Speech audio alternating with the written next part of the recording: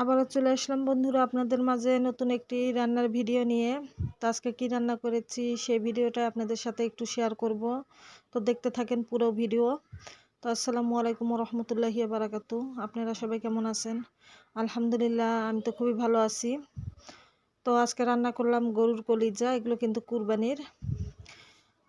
তো আজকে কলিজা ভুনা করব আলু দিয়ে, তার সাথে একটু হালকা পাতলা পোলাও করব, একটু ভাত করব। আমি পোলাও পছন্দ করি, পোলাও রান্না করব আমার জন্য। আর ছেলে তো নাই, ছেলে ঘুরতেছে ঢাকায় এখনও। আর আপনাদের ভাই আর মেয়ের জন্য ভাত রান্না করব, ওরা ভাত খেতে পছন্দ করে। তো এখানে আমি সর্বপ্রথম কড়াইয়ের মধ্যে অনেকখানি পরিমাণ একটু আমি পেঁয়াজ কুচি দিয়ে দিলাম, হয়তো বা ক্যামেরায় কম দেখা যাচ্ছে। তো উপর থেকে যেহেতু ভিডিওটা নেওয়া, তেজপাতা দিয়েছি 3-4টা। এখন আমি এখানে মশলা বাটাগুলো সব রেডি করে নিয়েছিলাম। আদা বাটা, জিরা বাটা, রসুন বাটা, পেঁয়াজ বাটা, গরম মশলা বাটা, যা যা যাবতীয় লাগে 1 চামচ পরিমাণ করে আমি দিছি। শুধু গরম মশলা বাটাটা আমি 1/2 চামচ পরিমাণ দিছি। আর এখন আমি গুঁড়া মশলাগুলো এক এক করে সব দিয়ে দিব। প্রথমে আমি লবণ দিয়ে দিব। আর কলিজা, ফেপড়া, তিল্লি এগুলো একসাথে করে রেখেছিলাম বেশ কয়েক টোপলা করে। তো আজকে 1 টোপলা বের করলাম খাওয়ার জন্য। তো এর মাঝে আমি হলুদ গুঁড়া দিয়ে দিলাম, ধনিয়া গুঁড়া আর মরিচের গুঁড়াটা একটু আমি বেশি পরিমাণ দেবো, যেহেতু আমি একটু ঝাল পছন্দ করি।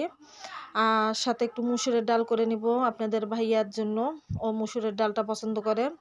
তো ধনিয়ার গুঁড়োটা দেওয়া হয়ে গেছে কিন্তু।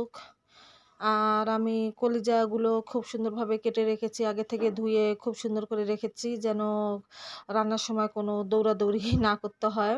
তো যেহেতু আমরা ভিডিও করি, অবশ্যই আমাদের সব কিছু রেডি করে নিয়ে বসতে হয় রান্নায়। আর যেহেতু আজকে শুক্রবার ছিল, অনেক তাড়াহুড়া করে কিন্তু রান্না বান্না সব কিছু করতে হয়। তো মশলাগুলো সব দেওয়া শেষে এখন আমি খুব ভালোভাবে একটু পানি দিয়ে দিলাম, একটু ভালোভাবে কষিয়ে নেব মশলাটা, যাতে করে মশলার কোনো গন্ধটা না থাকে এখানে। আর আলুও আমি কেটে রেখেছি, এই যে কলিজাগুলো দিয়ে দিলাম এখানে আমি, দিয়ে এখন ভালোভাবে নাড়াচাড়া করে নিব কিন্তু। নিয়ে আমি আলুগুলোও এর সাথে দিয়ে দিব। আলু আর কলিজা যেন একসাথে সিদ্ধ হয়ে আসে। তো অনেক মজা হয়েছিল কিন্তু, কলিজা ভুনা দিয়ে ভাত খেতে কিন্তু দারুণ মজাই লাগে। তো আমার কলিজা ভুনা দিয়ে পোলাও খেতে মজা লাগে, যে কারণে আমি আমার নিজের জন্য পোলাও রান্না করেছি, আর ওদের জন্য ভাত তো আগেই বললাম। তো এরপরে আলু দিয়ে দিলাম, এখানে আমি একটা বড় আলু কুটে রেখেছিলাম, সেটা দিয়ে দিলাম। আর বন্ধুরা, পুরো ভিডিওটা দেখে অবশ্যই লাইক কমেন্ট করবেন।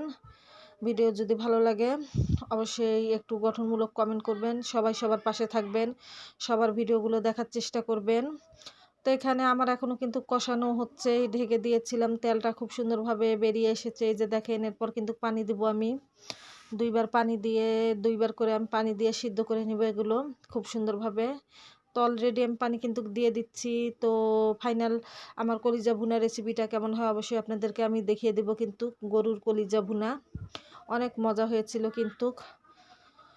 তো সবাই ভালো থাকবেন, বেশি বেশি করে ভিডিও দেখবেন, সবার পাশে থাকবেন।